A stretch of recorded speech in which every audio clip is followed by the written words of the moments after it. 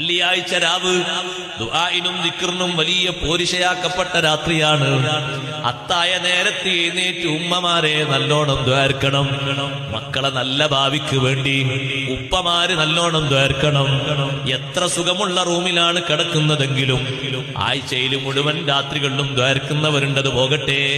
ഒരു വെള്ളിയാഴ്ച രാത്രിയെങ്കിലും സുബ്ഹിന്റെ മുമ്പ് എഴുന്നേറ്റ് ഒരു 10-15 മിനിറ്റ് സമയമേ നമുക്ക് വേണ്ടി വരുന്നുള്ളൂ.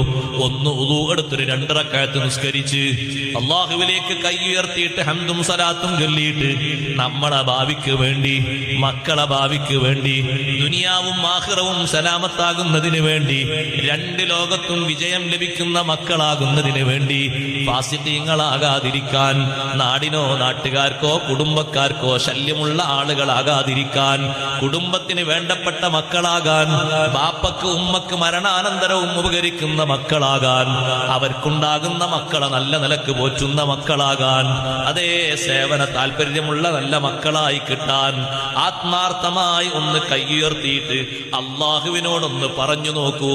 ഒരിക്കലും റബ്ബ് സുബ്ഹാനഹു വ തആല ആ ദുആ തള്ളിക്കളയൂല.